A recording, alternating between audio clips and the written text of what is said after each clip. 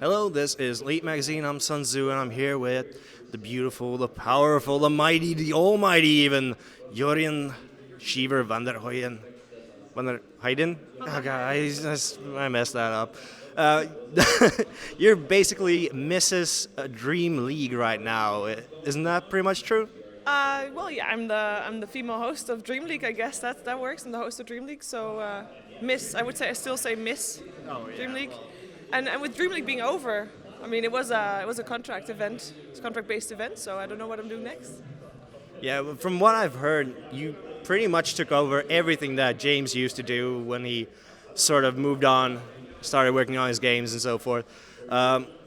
What's it been like, sort of running so much of that production? What's going on behind the scenes? Well, luckily I don't have to be involved too much in that. But I mean, it's pretty fun. I feel at some point, yes, I'm feeling James's shoes in a way. But at the same time, DreamLeague is a lot different from what it was a year ago. So I'm happy to be able to like give it my own term, like my own twist, basically. So it's a lot of fun. And you just wrapped up the season, and looking back at it, have you gotten the metrics in already? What's the impression? Was it a success? Was it everything that you'd hoped it to be? And how did it come out? Well, first of all, I mean, there was a gigantic production crew, of course, behind us, and amongst them was a really good producer.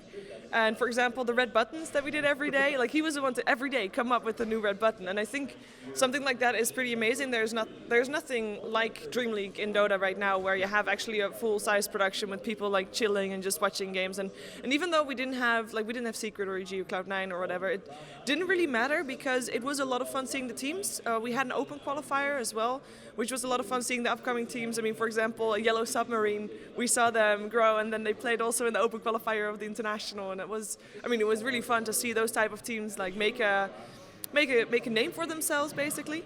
And I mean, overall, the whole DreamLeague season, I feel like I've been in a pretty favorable position because there's not a lot of people in Dota 2 that get the opportunity to have as much hosting experience, like continuous hosting experience, as I've had in DreamLeague. So I feel like I really have grown as a host. So like that's like if I could look back for the first week that I was there, and the last week that I was there at DreamHack Finals at DreamHack, it was a big difference, and I feel like I've been really blessed with that. So yeah, that's good. You said the contract is up; it's all wrapped up. Is there any talk? Is there going to be a next season? What's going on? I signed off DreamLeague. Like, see you next season. So I'm hoping there will be next season, but I think that a lot of things are still up in the air because obviously there's majors coming and nobody really knows what's going to happen with those. So I have no idea. So I basically right now have no idea what I'm doing for the next few months. So we'll see. Yeah, definitely. The majors are going to make such a shake-up in terms of the whole climate and the whole scene. What would the majors ideally be for you? What would you like to see their role be as someone who does a lot of this content outside of the majors? I would like the majors to be mini TIs. Like right now we're at ESL One. This, like in my opinion, the size, everything that you can do, like it's. I just heard Chober, the host, say it. It's more like a festival. I really hope that like the Dota 2 majors will be like a festival, maybe longer than 2 days. I think still, like DAC, more those type of Dota tournaments that are actually focused solely on Dota, no other games there, and just making sure that all the top teams are there at the same time. Because in all the past events, like right now, Empire's not here. Yeah. And I mean, I'm kind of missing them because they're really, really good right now. And DreamLeague, of course, I mean, we saw Navi Virtus Pro finals, which is amazing finals, and was great. But I would have liked to see the other teams there too. I would have liked to see how, for example, Secret would do against them. And before that, there was MLG also missing the bigger teams. Like, there hasn't been a single event apart from DAC, and even then you can still argue that not every team was there either, that had every team that you would want to see there. And I think that the majors should be filling that hole to have like 4 tournaments that have, like throughout the year, that have the top teams, where there's no question if the teams are going to come and show up because, I mean, they might have other things in their schedule. No, people will turn up to the majors because it's a major, and I think like that's one of the biggest roles. Stability in the scene should be really good. Do you think like should Valve work with DreamHacks and ESLs and such in order to sort of help feed into the majors somehow, or how can these tournaments be integrated into the major system? I kind of, it's a double-edged sword, because you don't want to turn into Riot and run everything if you're Valve, right? You want to know that what's going on. You want to have a hand in it, but you don't want to do everything. So you don't want you don't want ESL, DreamHack, whatever. You don't want them to die. So you want to either give them something. So let them handle, for example, the production side of things, the talent side of things. Just arrange things yourself. Like make sure you have maybe a checklist. Like you have to be able to do this. You have to be able to fit this many people in your venue. Something like that, perhaps.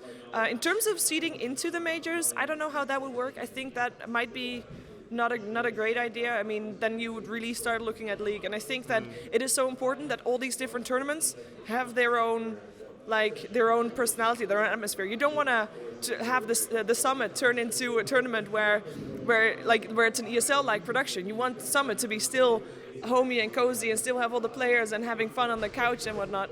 You want that not to change, and I think, like for DreamHack, you want the production to still stay kind of the same. You want an ESL to stay ESL and true to their own brand and true to their own like personality as well. And you don't want to turn everything into a super professional thing that seeds into the majors. So I think the majors should be working mostly on invite, perhaps some qualifiers as well, maybe open qualifiers even, because I mean, even with the international, even though Yellow Submarine has not made it, I mean, they made for a great storyline as well. Yeah. This open qualifier system, do you think it worked out quite well in terms of actually, in many ways, above expectations, with Dreamtime actually doing really well? Or I can actually call it Dreamtime now. Like the Chinese team. Oh, yeah. I forgot. Yeah. Wings. Wings, exactly. Yeah. But do you still feel like they're what is the role sort of the open qualifiers?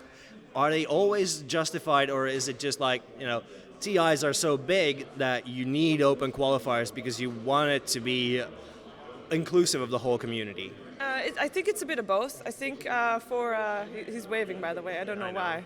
I don't know. Strange cameraman.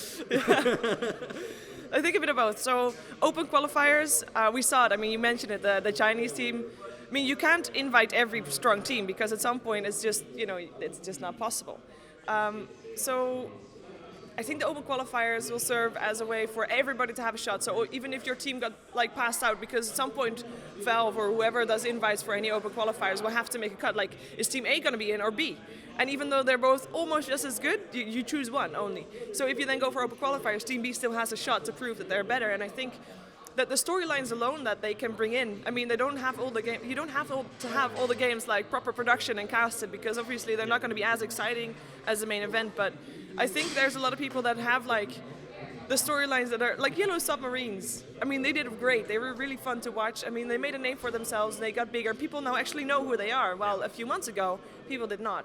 And I think that's a big thing. And also, it is a bit of a community thing as well, because I think in the open qualifiers were done on the Faceit platform, right? There were 1,000 teams subscribing. So there were a lot of people that had friends. We saw some pictures from it because I casted that at that time for Faceit. So we had some pictures sent in by people that tweeted their setups out, that got together with all their PCs and hey guys, we're playing in the TI5 Open Qualifiers. And even though they knew, you're probably not going to get very far, you played in it. And that's also how you create a lot of excitement amongst the community that might not even ended up watching the Open Qualifiers and might not even be as invested in TI as a whole, but because of the Open Qualifiers, they're more invested because, hey, they had a chance to play and now they want to see how it plays out. Well, thank you for this interview. It's been a lot of fun.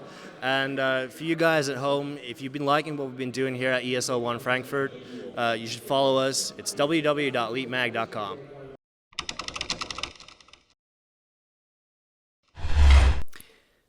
Like what you see? Why not subscribe to the magazine at leapmag.com?